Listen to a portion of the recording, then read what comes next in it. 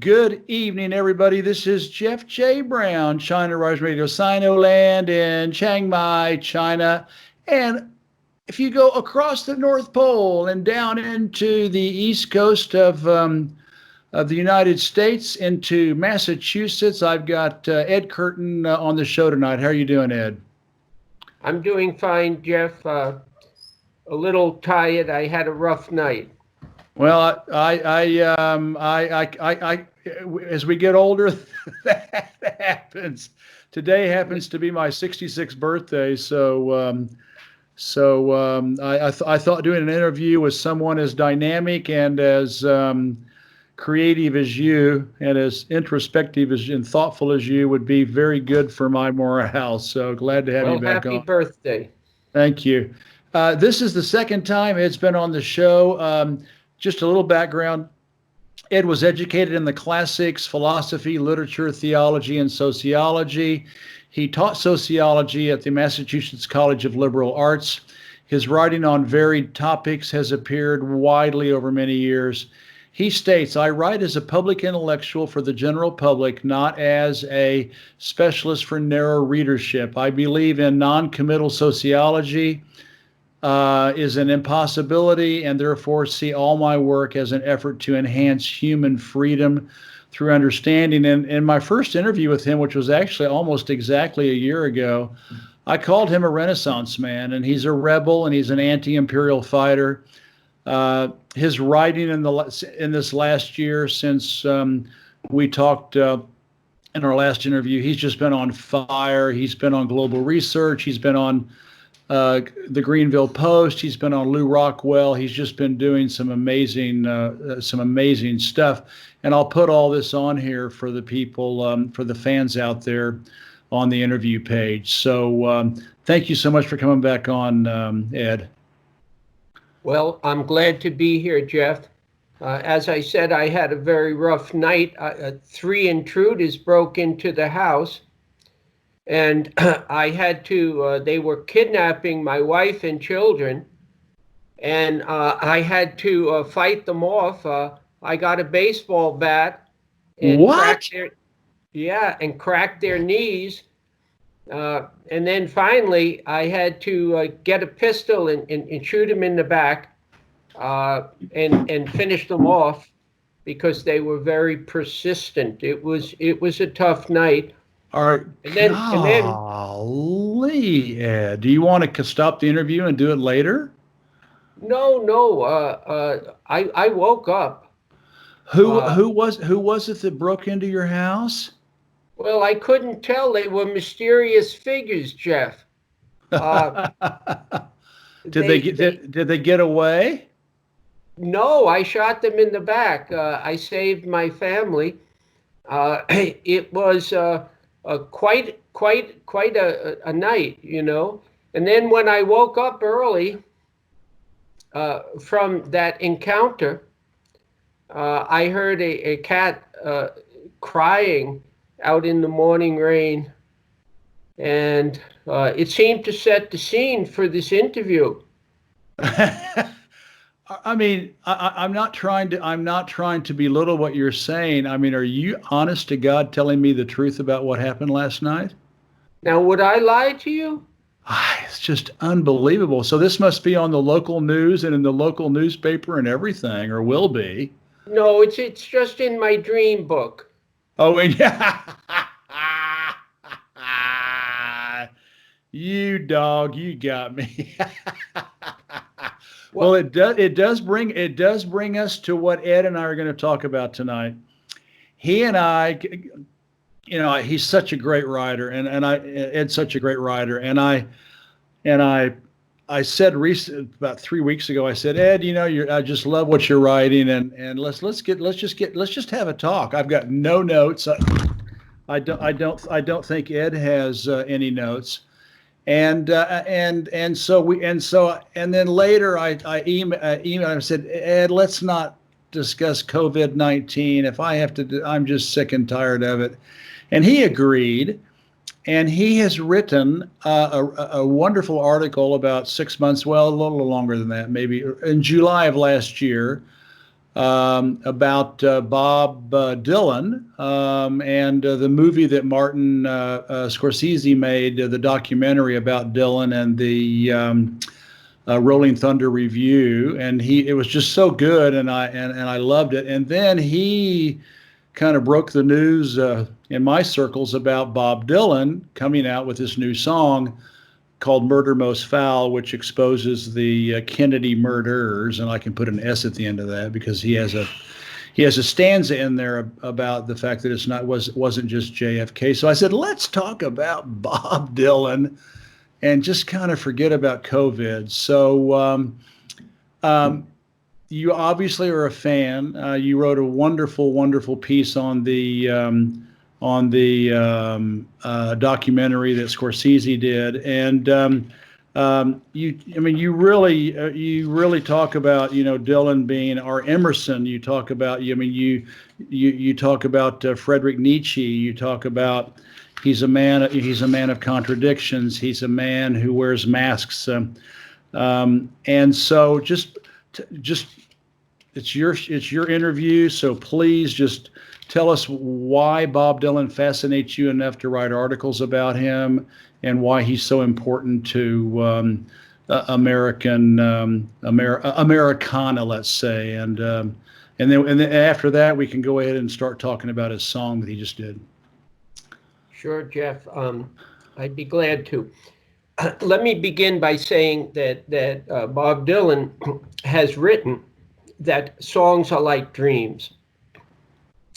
And so my dream last night, if I were a songwriter, which I'm not, I did write one song, but there would be a song perhaps coming out of the pen of Bob Dylan about three intruders having to shoot them in the back, break their knees with a baseball bat, and so forth.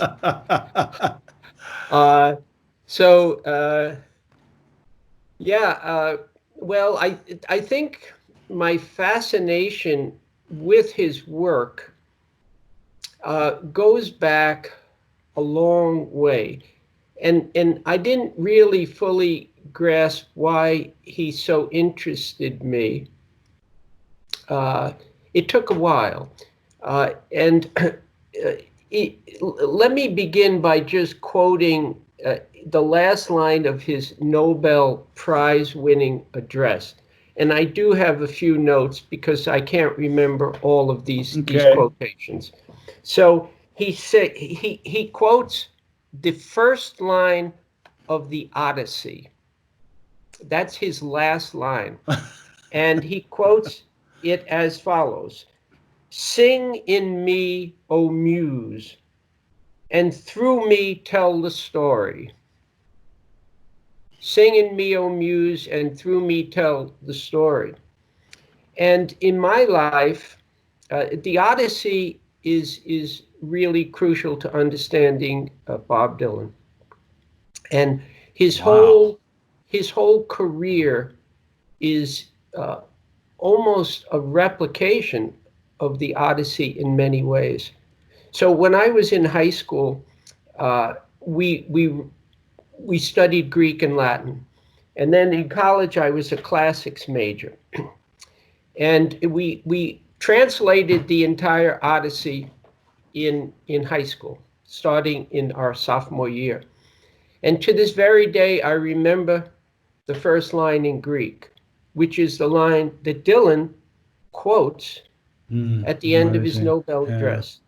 And in Greek, it goes a little bit like this, if I remember my pronunciation: Anape Musa Palutropon Hosmala Pola, which is, "Sing in me, O Muse, and through me tell the story."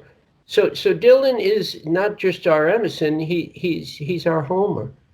But then again, he's Ovid. He's a lot of the Latin and Greek poets, but especially the Odyssey, I think, is crucial. So I've always been interested in his work, and now if you look at it over 50 plus years, Yeah, it goes there way are these back. incredible themes from the Odyssey. Huh, that is really, it's funny you should mention that because now I didn't do Greek, but when I was in high school for 3 years, I learned Latin. And this, of course, was still back when they did that kind of stuff. And we did, the Odyssey and Jason and the Argonauts and so yeah, it was a time in the United States when the classics still meant something, and you have to sit there and say, well, Bob Dylan probably did that too when he was going to high school, and Sure. they don't teach that stuff anymore.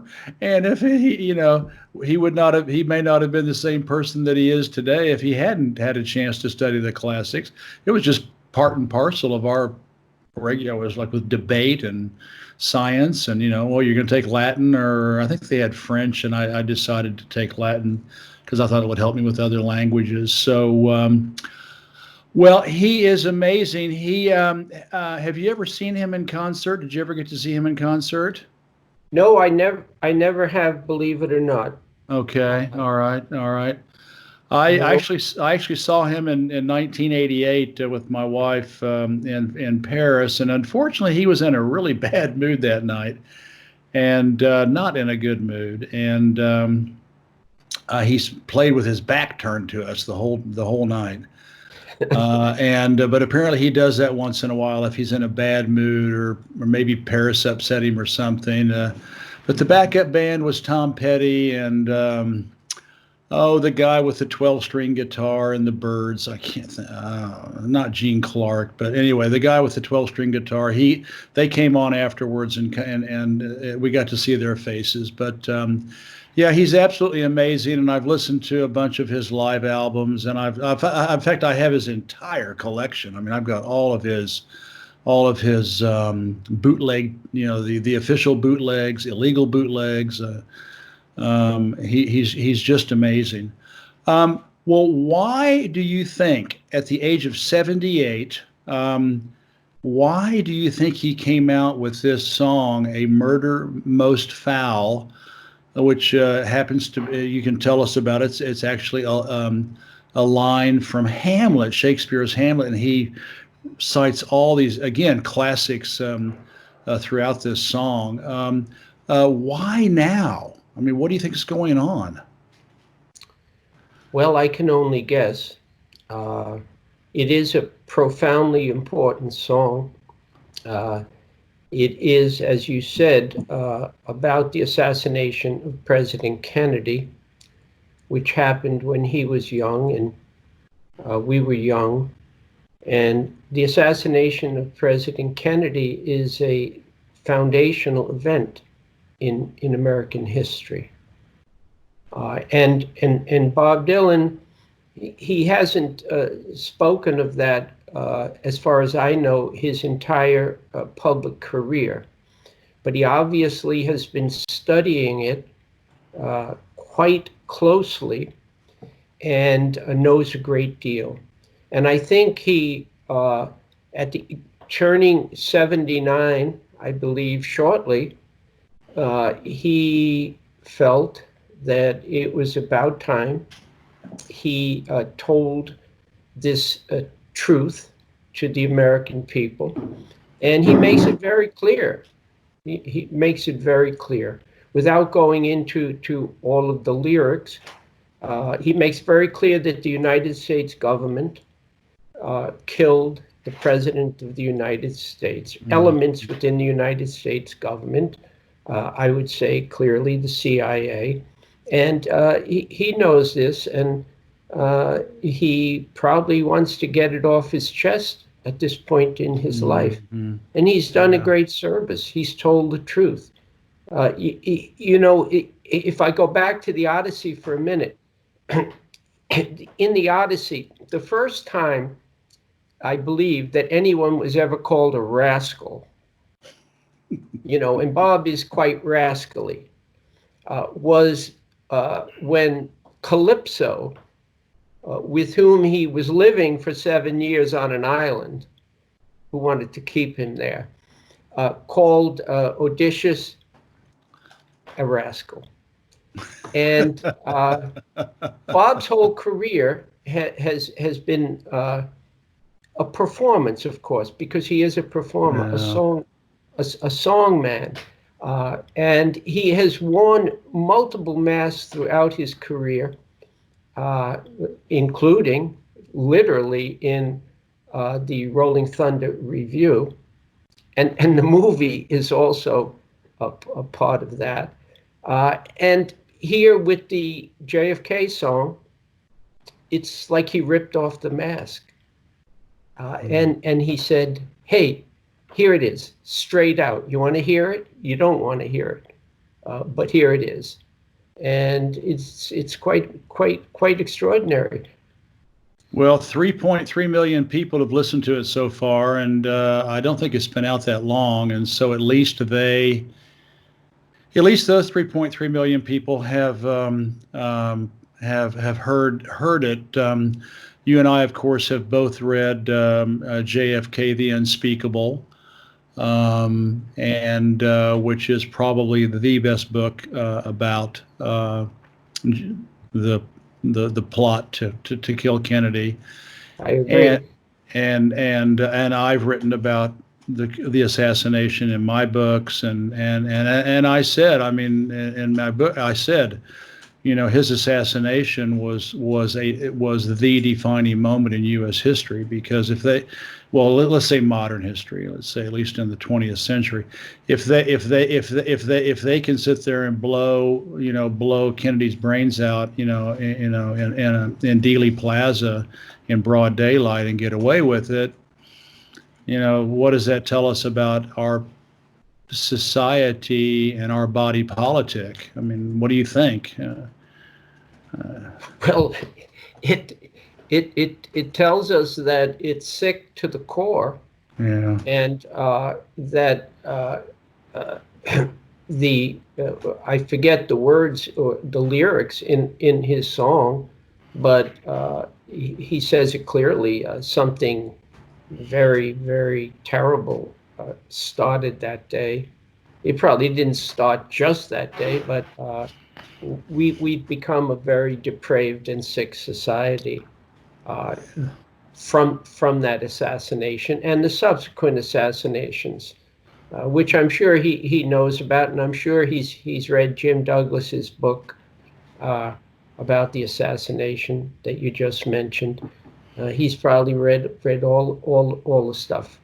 Well, and then also the book by William F. Pepper about the assassination of MLK, and sure, and he's William Pepper is representing Sirhan, trying to do what he did for MLK, where they convened a grand jury, and William Pepper, it's called the plot to. I actually have it. I haven't read it yet. It's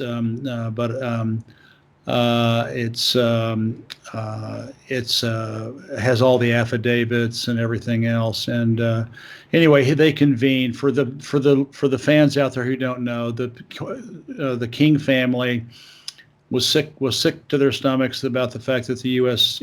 government completely whitewashed the assassination of MLK, Martin Luther King Jr.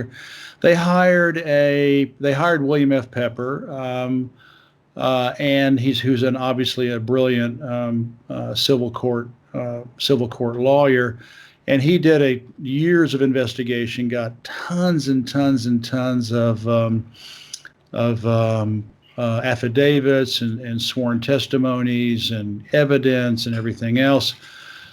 Took all of that, convened a grand jury in Memphis, which is one of the most racially divided cities in the United States.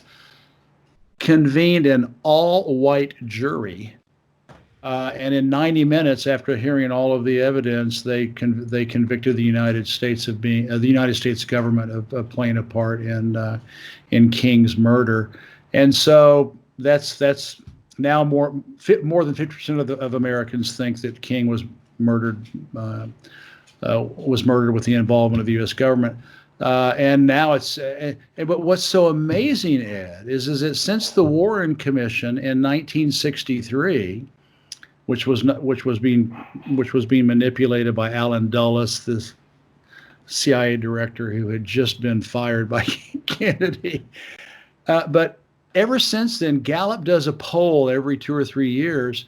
No fewer than 53% of Americans have ever polled less that they think that the U.S. government was involved in JFK's murder.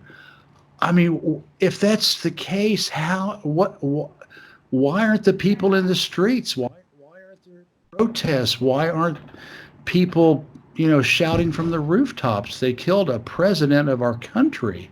Why the apathy? What do you think is going on? Well, a lot of things are going on. It's been a long time since then. And let me say this: I have written about William Pepper's book. I've reviewed the book. I've written a number of articles about it. So I'm very familiar with it, and I think that people are. The propaganda has been so intense for all these years that people have been worn down and exhausted by it. They think that it doesn't really matter anymore. Yeah. Who killed King, and who killed Bobby Kennedy, and who killed JFK, who killed Malcolm X. They think of it as ancient history, but it really does matter now, because the world, or the society that we're in now, is a result of those murders. Lisa Pease wrote a book about Bobby Kennedy, his murder. I'm trying to think of the title at the moment. I can't. Written about I'll write it down. Yeah, I think that was in one of your articles last year. I remember you said, I think it's PEASE. I think you've written about it. Yes, it's an excellent book, and in that book she says the real key to understanding a lot of our history is that in the 1960s, the Central Intelligence Agency took over the United States, which I think is very true. Yeah. And their organs of propaganda are so immense. They're everywhere. And so when someone like Bob Dylan, getting back to Bob, comes out with a song like this is quite a breakthrough. When an iconic cultural figure, a song man, a wonderful poet comes out and says this, and I don't know where it will go from here, maybe nowhere, but to him, to Bob Dylan, all credit in the world for just, ripping that mask off. And the interesting thing is that the mainstream media basically trashed Bob Dylan. Yeah, you mentioned that in your article. You said that they equivocated and they kind of covered it up and smoothed over the what he was trying to say. And absolutely, they all did that. Almost, I don't know of any exception in the mainstream media. Mm-hmm. They'd like to focus on the fact that he mentioned, Wolfman Jack, or this one, or that song, and all of the cultural references, but not the truth about the Kennedy assassination. So they wanted to he has a line in there about, again, I'm not looking at lyrics, and I don't remember them exactly, killing him more than once. Well, they killed him once. We can kill you twice. We can kill you 3 times. Yeah. Yeah, and what the media did was they killed Dylan too. They killed the messenger. I'm sorry, I'm laughing, but it's so typical. It's just so predictable. they kill JFK, then they spend 50 plus years trying to, use conspiracy theory memes to dismiss anyone who tells the truth. And then Bob Dylan comes out, the most famous songman in the world. This intense, wonderful poet, troubadour, and they kill him. Hey, he's not really telling the truth.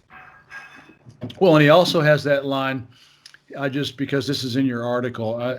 And by the way, for all the fans out there, I'm going to put all this information on the article page. There's a wonderful, wonderful, I just found it by accident researching this to talk to Ed. There's a website that posts lyrics, and then informed people are able to hyperlink each line or even a word in a line, and then make comments about that line or that word or that reference, that that allegory, etc. It's really amazing. And of course, this song is 5 long stanzas. I mean, it's 16 minutes, and really and like you said, it's like a sound dream. It's like a song dream. The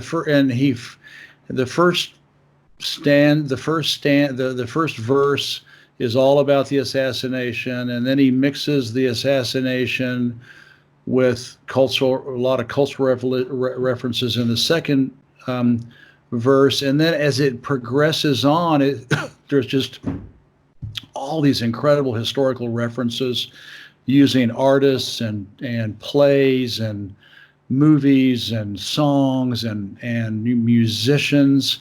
It's just amazing. And he said in there, he talks about, your brothers are coming, they'll be hell to pay. Brothers, what brothers? What's this about hell? In other words, I think he was obviously referring to RFK and probably Teddy Kennedy too, who died under very, very mysterious circumstances. And there are so many Kennedys who have died.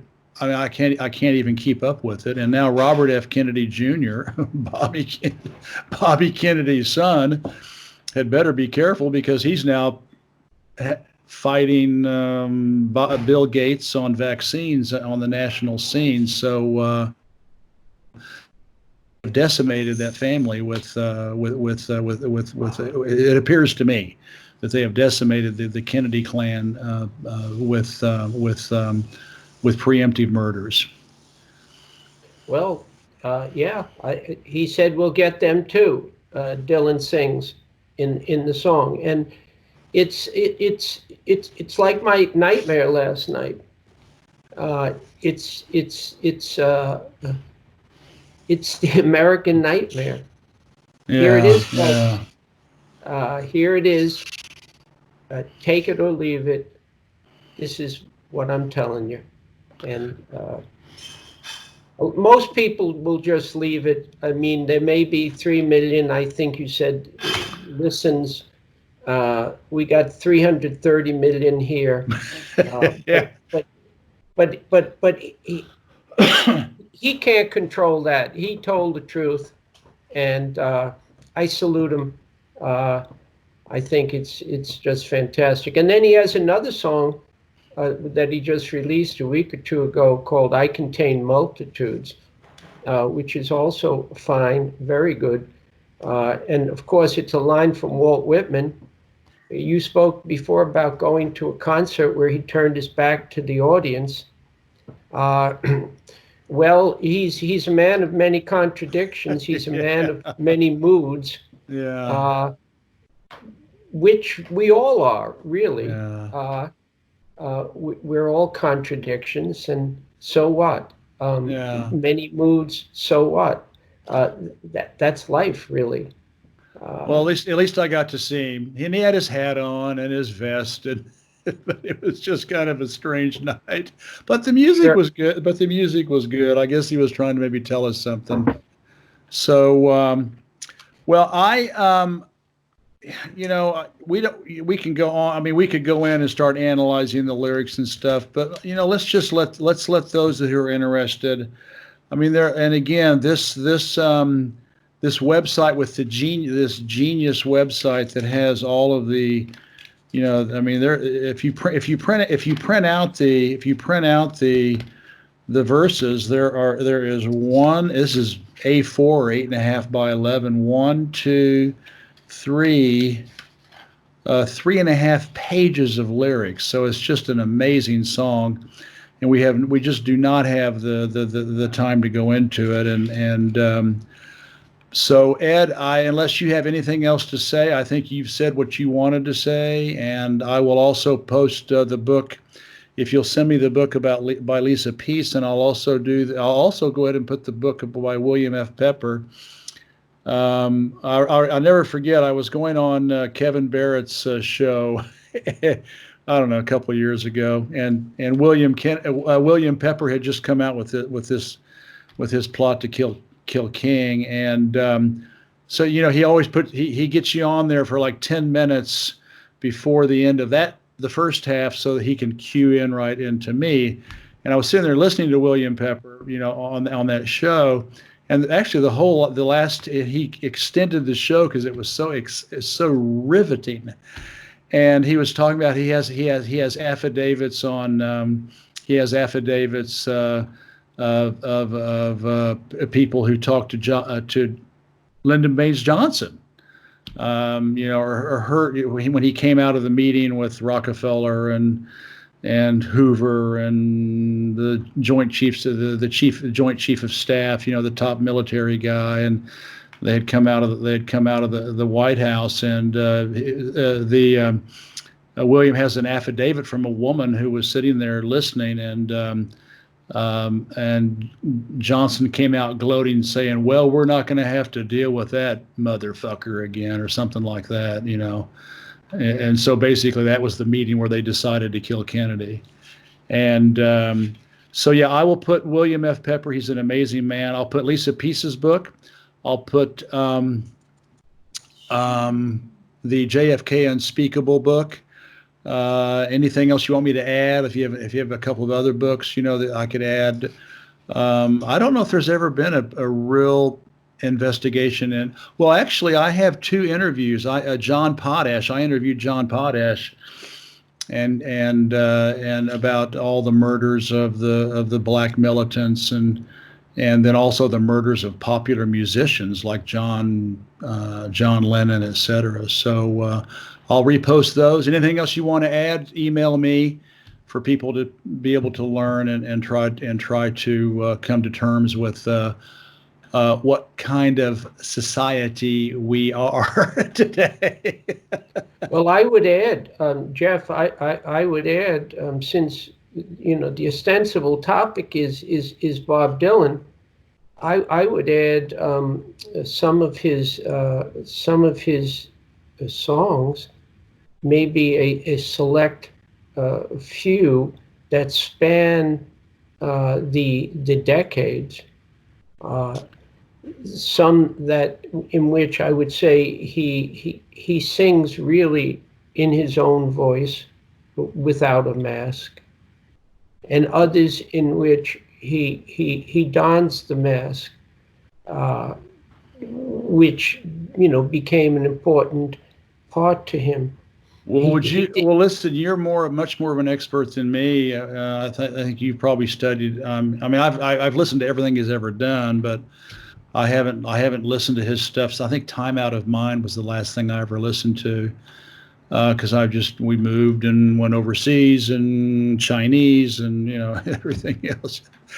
Could you put together a 10-song anthology, and I'll post it, and I'll post links to the YouTube channel to those songs, and I'll include that in the article if you do that for me, please. Well, not for me, for all the fans out there. Sure, I'd be happy to do that. Well, listen, Ed, you're quite a guy, and I want to impress upon everybody. Lately, you've been writing mostly with Global Research. Are there any other places you've been writing recently? I know you've done some work with Greenville Post. Is there any other place where Lou Rockwell, which is a very principled libertarian website, which I admire a lot. Are there any other websites we should know about? Oh, sure. Okay. A very important one is Off Guardian. Oh, you're writing for them? Okay.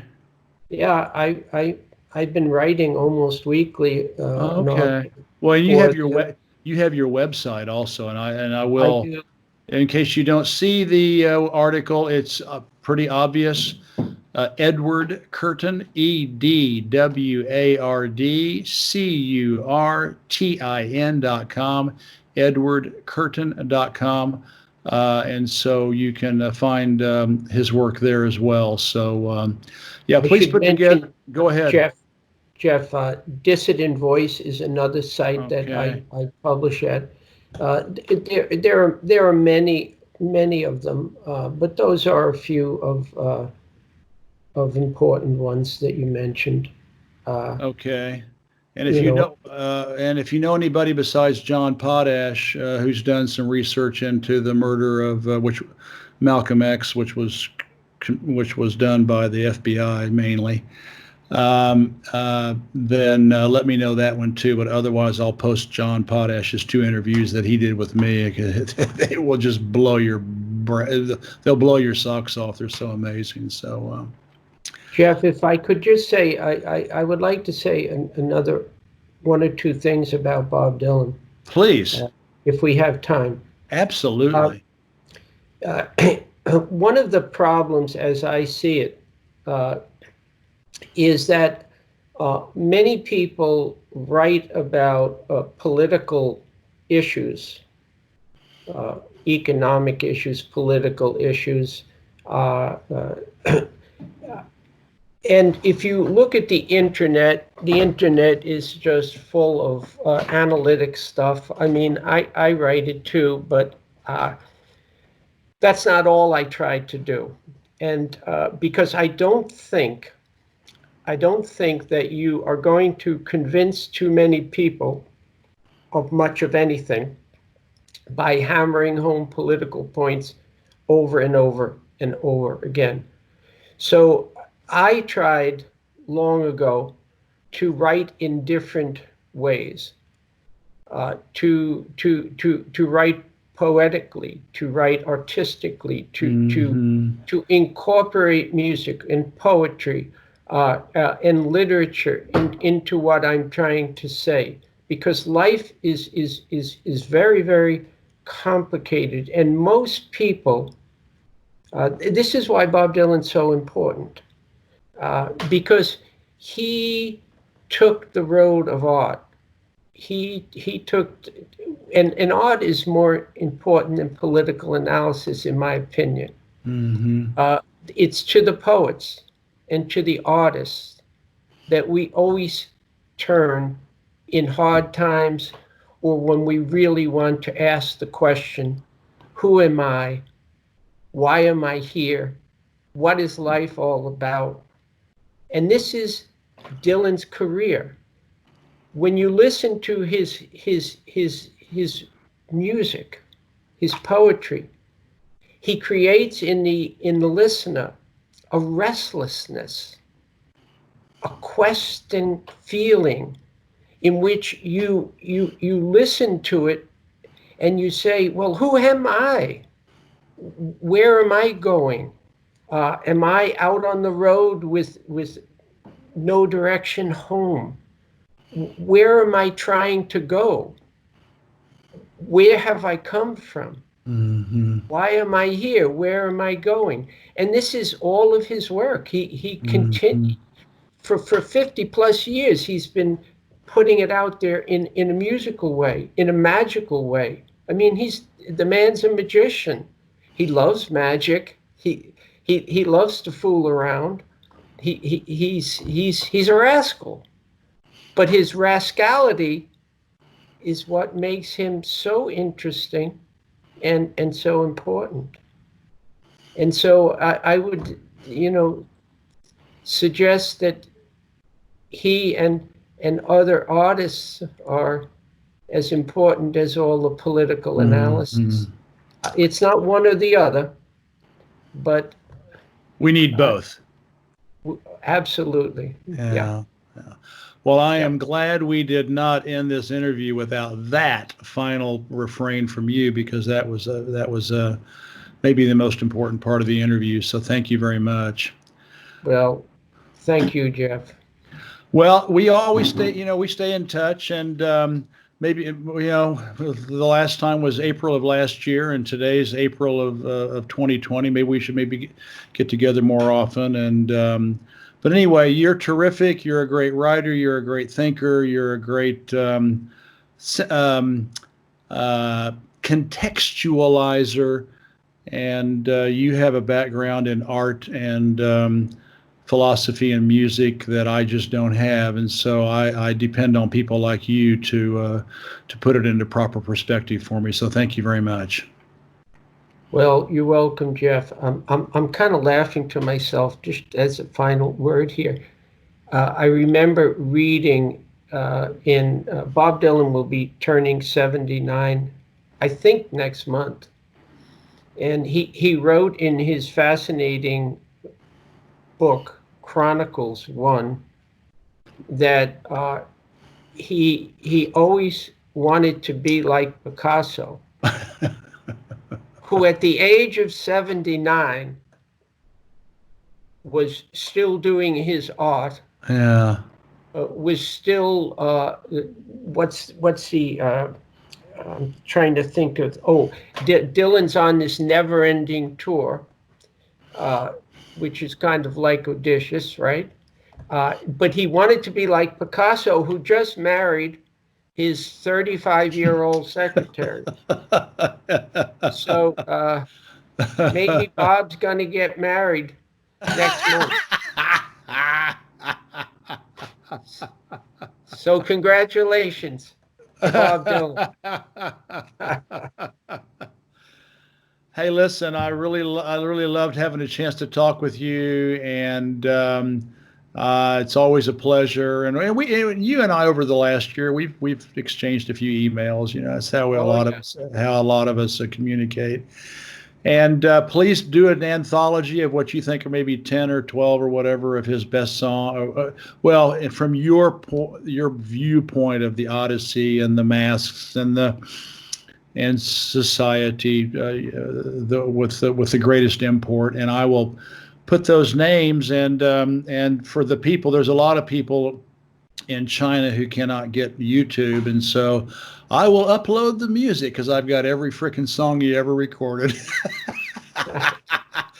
well, maybe not the recent ones from. I think Time Out of Mine was the last one I bought, but I'm sure he's done some more. That's a great one. Yeah, and anyway, I'll even upload them so that people can have a chance to listen to them, even if they can't access YouTube. So, hey, listen, have a wonderful International Labor Day tomorrow. I will. And, on with the good fight.